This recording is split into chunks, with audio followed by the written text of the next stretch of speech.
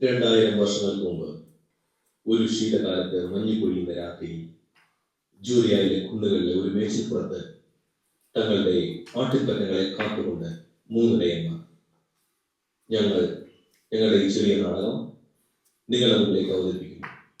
ഞങ്ങളുടെ നാടകത്തിന്റെ പേര് ഇടയരുടെ സന്തോഷം. എന്തൊരു തണുപ്പാണ്! എന്റെ കൈകൾ മരവിക്കുന്നു, കാലുകൾ വേദനിക്കുന്നു. ഈ തണുപ്പിന് ഈ തീ പോരാ. ഈ നശിച്ച രാത്രി ഒന്ന് കടന്നു കിട്ടിയിരുന്നെങ്കിൽ. ഈ രാത്രി കടന്നുപോയ ഇതിനേക്കാൾ വലിയ മറ്റൊരു നശിച്ച രാത്രി വരും. അതും കടന്നുപോയ മറ്റൊന്ന്.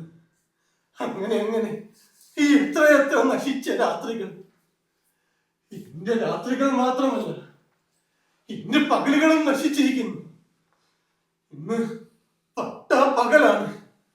ആ മുടിഞ്ഞ ചെന്നായക്കൂട്ടം എന്റെ ഗർഭിണിയായ തലയാടിനെ കടിച്ചു കൊന്നത്. ഇത്തവണ കണക്ക് കൊടുക്കുമ്പോൾ യജമാനൻ എന്റെ കൂലി കുറയ്ക്കും.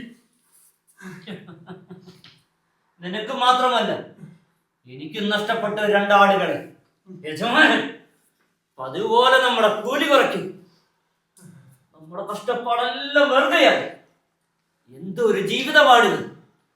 എത്ര കഷ്ടപ്പെട്ടിട്ടും നമ്മുടെ കുഞ്ഞുങ്ങൾക്ക് വയറ് നിറഞ്ഞൊന്ന് ഉറങ്ങാനാവുന്നില്ലല്ലോ. കഷ്ടപ്പാടല്ല, ഇതൊരിക്കലും തീരാത്ത പോരാട്ടമാണ്. തണുപ്പിനോട്, വിശപ്പിനോട്, ചെന്നായ്ക്കളോട്, ഈ ജീവിതത്തോട്. ദൈവം പോലും മറന്ന ജന്മങ്ങളാണ് നമ്മൾ. പറഞ്ഞു തീർന്നില്ല. അവറ്റകൾ അറ്റിരിക്കുന്നു. ചെന്നായ്ക്കൾ, നിങ്ങൾ കേൾക്കുന്നില്ലേ? അവറ്റകളെ മുരളിച്ച. അതെ, ചെന്നായ്ക്കൾ തന്നെ. ഈ വേഗം ആടിന്റെ പുറകിലേക്ക് പോകൂ. പെട്ടെന്ന്.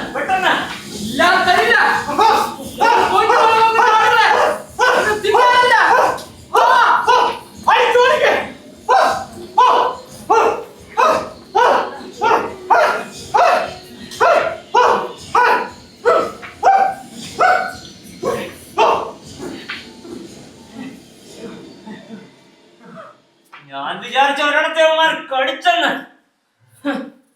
നടുവിനിട്ടൊരെണ്ണം കൊടുത്തു ഞാൻ. അതിലൊരെണ്ണം എന്റെ നേരെ ഒന്ന് ചാടി. കടിച്ചാണ് രക്ഷപ്പെട്ടത്. എത്ര കാലം നമ്മളിങ്ങനെ വലിട്ടടിക്കും? വയ്യ, എനിക്ക് മടുത്തു. നമുക്ക് വേറെ വഴിയില്ല. അനുഭവിച്ചേ മതിയാവും. ഈ ആടുകൾ ഞങ്ങളുടെ ഉത്തരവാദിത്തമാണ്. എന്തൊരു ജീവിതമാണിത്! ജനിച്ച നാൾ മുതൽ നമ്മുടെ ജീവിതം ഇങ്ങനെ. ചിലപ്പോ എനിക്ക് തോന്നുന്നു ദൈവം പോലും നമ്മളെ മറന്നു വന്ന്.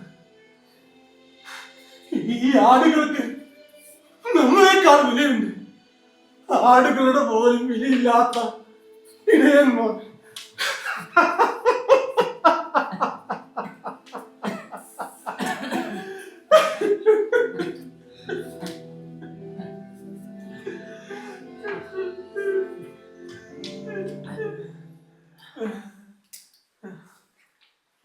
ശാന്തമായ അന്തരീക്ഷം.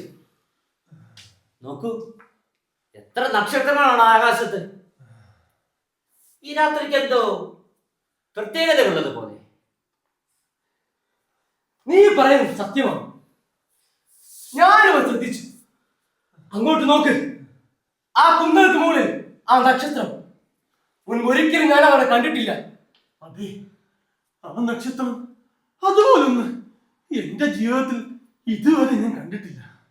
എന്തോ ആ നക്ഷത്രം നമ്മളെ തന്നെ നോക്കുന്നത് പോലെ എനിക്ക് തോന്നുന്നു.